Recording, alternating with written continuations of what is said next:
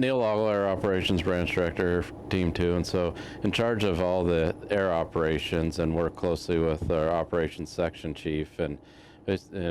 provide an aircraft for the folks on the ground there to get their job done.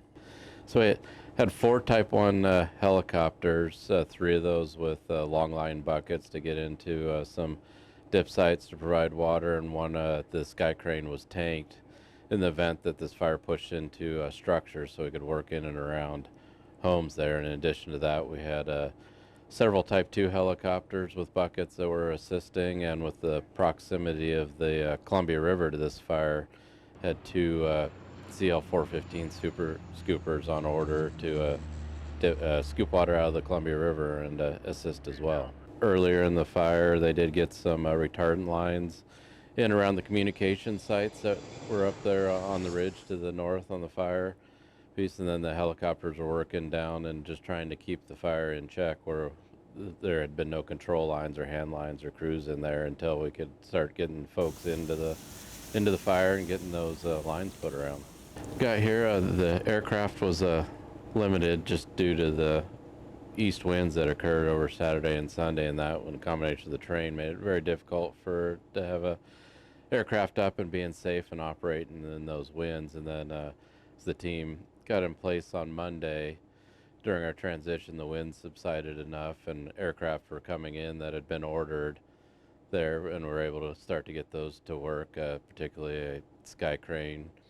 a very Type 1 helicopter, and a couple of Type 2 helicopters, and part of that was a Washington DNR support of their aircraft as well. And so we're able to start engaging the fire heavy on Monday. After Monday, the winds continued to settle down, and Tuesday, fog rolled in along with smoke on the fire, so the fog really impacted here at the airport where we had aircraft located, and then once the fog left, smoke continued to be a problem up on the fire, so it really limited air resources. Wednesday was another big flying day for us on this incident, as the fog cleared up early and the smoke cleared out of the incident, so we had quite a few aircraft flying for the majority of the day, and that continued to help check the fire in place, because we're still, only third day into the fire. So Thursday was the start of we flew for a couple hours helping the firefighters there, and then Thursday evening we began to send aircraft out due to the weather coming in there, that there was a strong potential for the aircraft to be stuck here at the airport starting Friday afternoon for quite a few days there. So made a concentrated effort to get those folks out and back home, and a lot of them were glad to be back home and looking forward to the end of the season. I think this fire was a prime example of coordination between Oregon and Washington. Even with aviation resources, we had vendors here from Oregon working side by side with vendors from Washington, and Washington's